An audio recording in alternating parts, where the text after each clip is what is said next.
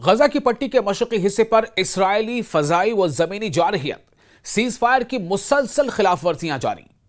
जंगबंदी के शराइत पर अमल कराने के लिए काबिज इसराइल पर दबाव बढ़ाया जाए, हमास की अपील। दोस्तों, आप देखें न्यूज़ 18 का सोशल मीडिया प्लेटफॉर्म। मैं हूं विशाल।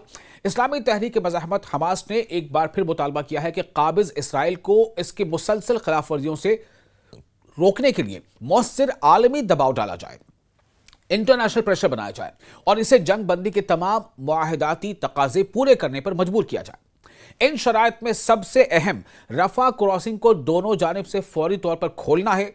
हमास ने वादे किया है कि गजा में जंग बंदी नाफिज होने के बावजूद काबिज सेहोनी फौज के हमले बदस्तूर जारी हैं और शहरियों को निशाना बनाया जा रहा है।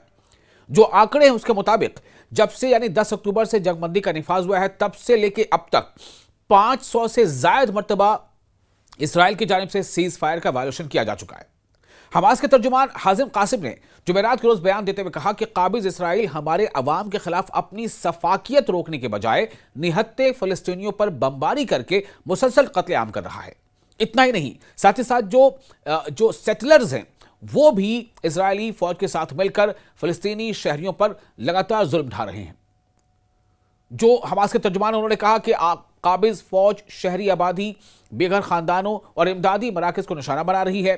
खेमों को आग लगाना, महरूम अवाम की बकिया बची चंद रिहायशी इमारतों को भी धमाकों से उड़ा देना और रफा क्रॉसिंग को मुसलसल बंद रखना इसी सिलसिले की कड़ी है। आपको बता दें कि रफा क्रॉसिंग वो वाहिद रास्ता है जहां से गजा में बड़े पैमाने पर दाखिल हुआ जा सकता है और रफा क्रॉसिंग पर ही हजारों ट्रक्स जो है वो ह्यूमैनिटेरियन एड के साथ वहां पर खड़े हैं, लेकिन ट्रकों को गजा के अंदर दाखिल होने से भी रोकने की लगातार कोशिश हो रही है।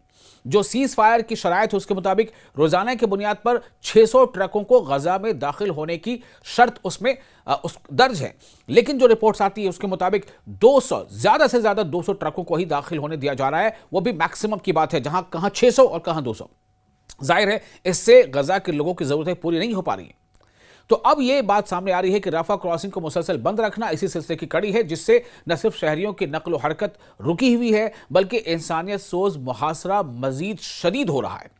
तर्जुमान जो हमास के, उन्होंने यह भी कहा कि हमास जंग बंदी के तमाम तयशुदा रुकात पर अमल कर रही है जो हमास तंजीम है, और इसी सिलसिले में गुज़िश्ता रोज काबिज इसराइल के एक कैदी की लाश भी हवाले की गई, रेड क्रॉस के हवाले की गई, फिर वहां से वो इसराइल के हवाले होगी। उन्होंने यकीन दहानी कराई है कि हमास कैदियों के तबादले के मुकम्मल मुआहदे की तकमील के लिए संजीदा कोशिशों में मसरूफ है।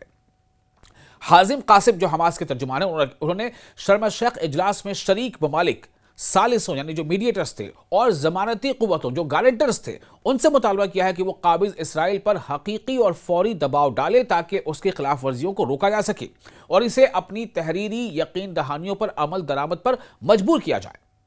हाजिम कासिम ने कहा कि माबर रफा को दोनों समतों में खोलना और शहरियों पर आयद पाबंदियां खत्म करना इस अमल की बुनियादी शर्त है।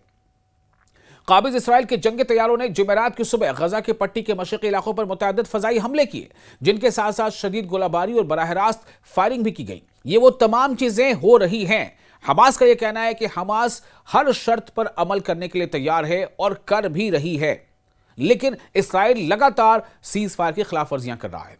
इसराइल की तरफ से अब तक 500 से ज्यादा सीज फायर की खिलाफ वर्जियां दर्ज हो चुकी हैं। तो जो इसराइली कार्रवाई हो रही है हमले की, ये कार्रवाइयां सीज फायर की मुसलसल 55वें दिन खिलाफ वर्जी हैं। 55वें दिन लगातार, यानी कि सीज फायर कहने को लागू है लेकिन 55वें दिन लगातार खिलाफ वर्जी हो रही है। जबकि गुज़िश्ता रोज के खुरेज हमलों में 8 फलस्तीनी की जान भी चली गई थी और वो कह रहे हैं कि शहीद हो गए।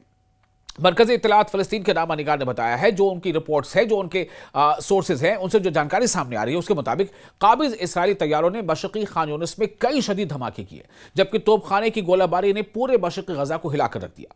इसके अलावा इसराइली जंगी तैयारों ने जनूबी गजा की पट्टी में मशरक़ी रफा पर भी मुतअद्दिद हमले किए और इसराइली ज़मीनी मशीनरी ने शुमाली रफा के इलाकों की जानिब सीधे सीधे ओपन फायरिंग कर दी।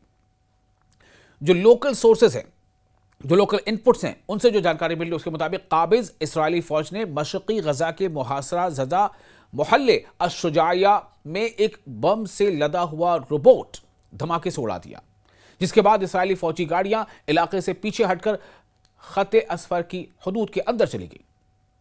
अब सोचिए कि इस तरह से लगातार कार्रवाइयां हो रही हैं, लगातार कोशिशें हो रही हैं, लगातार फ़लस्तीनियों को जदोकोब किया जा रहा है, उनकी इमारत जो भी बची खुची हैं उनको नुकसान पहुंचाया जा रहा है, उन्हें बमों से उड़ाया जा रहा है। जो वहां पर इवन जो सरहदी इलाके वहां पर खेतों में भी जो फ़लस्तीनी उनको परेशान किया जा रहा है। जो जैतून के बागात हैं या पेड़ हैं उनको कई बार इजरायली बुलडोजर उखाड़ फेंकते हैं।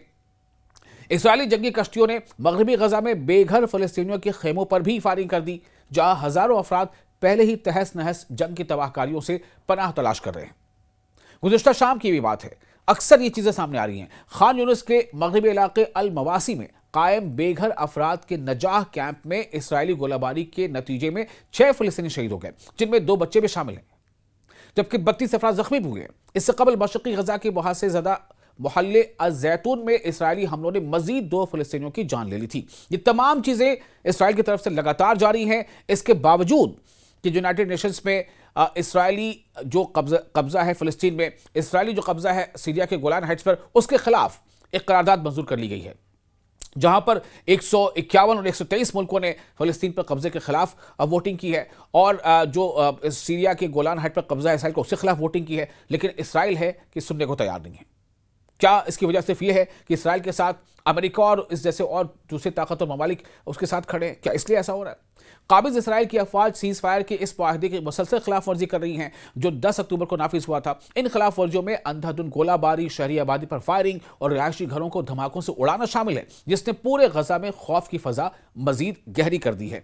इसीलिए हमास ने आलमी बिरादरी से, आलमी क़ुव्वतों से अपील की है कि वो इसराइल पर दबाव बनाए, ताकि जिसके नतीजे में वो सीज़ फायर के खिलाफ वर्जियों को रोके।